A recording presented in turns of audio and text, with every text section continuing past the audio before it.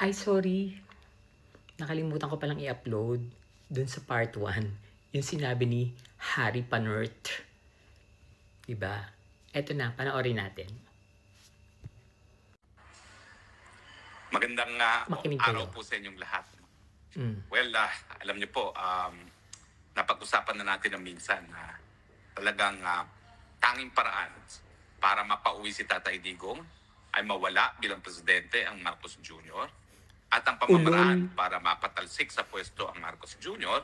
sangayon sa salagang batas, kung People's siya power. mismo ay magre-resign, kung siya ay masisisante ng taong bayan sa pamamagitan ng isang people power, o siya ay kunin na ng Diyos, o di naman kaya ibigyan siya ng sakit na hindi na gagaling, no? Permanent disability, no?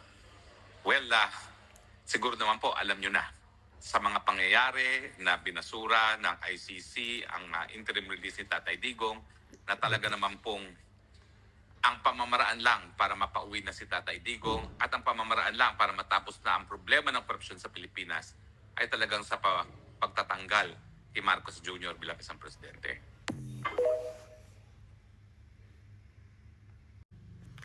So, narinig niyo na. Lawyer ba yan? Lawyer ka ba, bakla? Umuwi ka nga ng Pilipinas, magharap tayo. Alam niyong hindi na makakalabas si Digong sa ICC. Alam niyo yan. Lawyer ka. Ako nga na hindi lawyer, alam ko eh.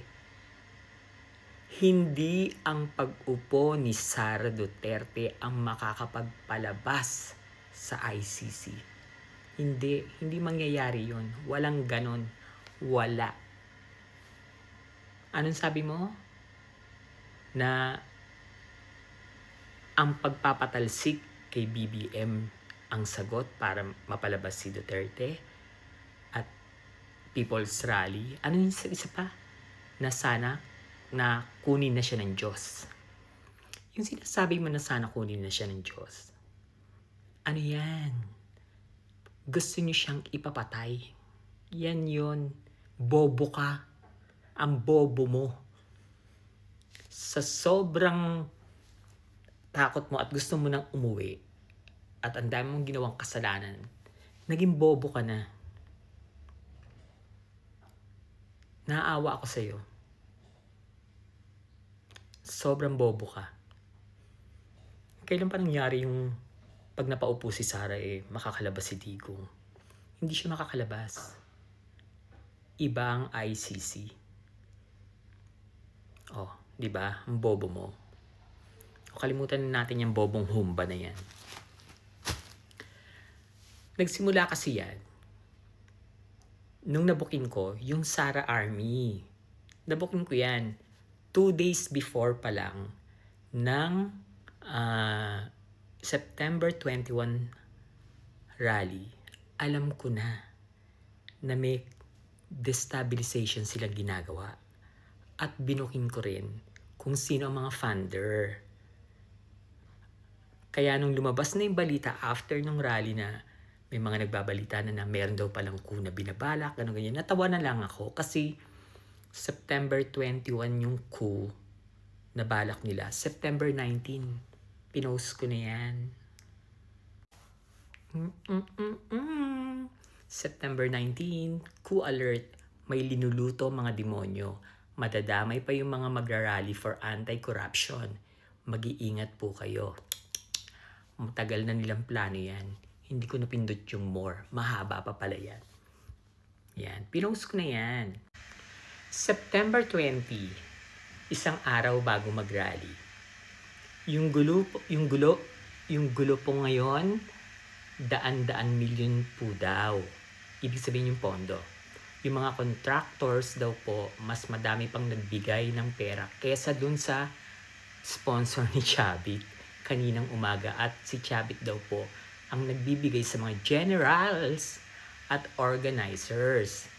Padami ng padami po ang contractors na nakukumbinsi ni Chavit. Tapos eto bongga, mga magrarally bukas, papayag ba kayo na gamitin ang pera ni Chavit at ibinayad sa mga generals at sa manggugulo ay galing sa pinaglalaban nyo, galing sa tax nyo? Alam ko na po yung plano. Alam ko na yung plano bago pa lang mag-September 21. Kaya tawa ako ng tawa kay Pokis saka kay Belhica. Na nung time bago mag-September 21, etong si Pokis at saka si Belhica, nagtatawag na eming may prayer rally pa tong si Belhica. Ginamit na naman ng Diyos.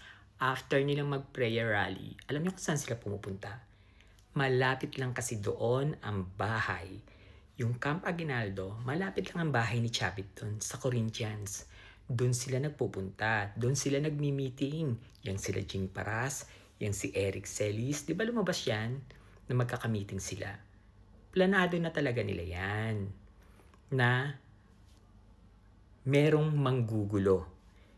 Yung September 21, malinis na rally talaga yan. Sinabayan niya ng mga DDS. Sinabayan niya nila Sara, nila Pulong, nagpondo dyan. Ang nagpondo dyan ay yung USEC ng DPWH, si Bernardo, yung mga contractors na makakasuhan, at yung mga engineers. Kaya after na hindi sila nagtagumpay, doon sa rally, sa kudita nila na mapabagsak at mapababa si BBM, kinabukasan may may Blue Ribbon Committee na hearing sa Senado.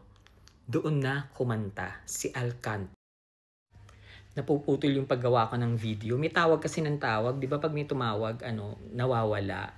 Mga destroyer, mga kilala ko yan. Yung mga tawag ng tawag na yan. Ayun, kumanta na si Alcantara. Kung sino talaga yung mga sangkot sa flood project. Kasi nga, ang ipinangako sa kanila ni Chavit ay mapapababa si PBBM. Ang laking pera nang ibinigay kay Chavit. Hanggang ngayon, nagkamali ba ako ngayon sa sinasabi ko, sino ngayon na nag-aabot ng pera sa sa mga nag-People's Rally? Si Chavit pa rin. Siya ang head, pinaka-head. Siya yung inupo ni Pulong at ni Sara para sa budget. Noong ding September 21, ganun din. Pero pinalalabas niya na ayaw niya na raw. Tumigil na raw siya at nanahimik siya. Huwag kayo maniwala. Kasali pa rin siya. Kasi 3 bus ng Partas Bus Company, 3 bus niya na galing sa Ilocos Sur kasama dun sa People's Power Rally. Yan. Kaya ikaw, Chavit ng ina mo, maghintay ka, matatapos ka rin. Ilalabas ko lahat ng baho mo. Kaya gigil na sila sa akin. Yung Sara Army na yan, gigil na sa akin, pati mga retired generals. Naloloka sila sa akin. Kasi nga sabi ko, Charlie's Angel ang eksena ko. Hindi kayo mananalo sa akin. At kapag ako ang tumalak, may resibo. Marami akong ilalabas na resibo. So ituloy na natin yung kwento. Hindi sila nagwagi. Ngayon, ilang buwan hindi pumapasok si Sara. Lagi lang siyang nasa dahig. Alam nyo ba na nakabili siya ng bahay doon? Sinabi ko na yan sa kanila. Imbestigahan nyo dahil nakabili siya ng bahay sa Netherlands. Dahil ang laki nga naman ng gastos kung doon sila mag-i-stay. Ang dami niyang ini-sponsoran eh. Diba? Mga staff niya. Yung mga security niya. Sino nagbabayad doon? Saan galing yung pera na yon? Diba pera ng bayan? So, she decided na bumili ng bahay sa Netherlands. Yan ang imbestigahan nyo. Legit yan. Legit yan. Hindi lang ako pwede magsabi ng pangalan kasi mapapahamak siya. Kaya nagtagal siya doon. Ngayon, yung pamilya niya nagpunta doon. Pag nagpupunta doon, doon naka-stay. Alam din ni Harry Roque yan. Alam niya yan.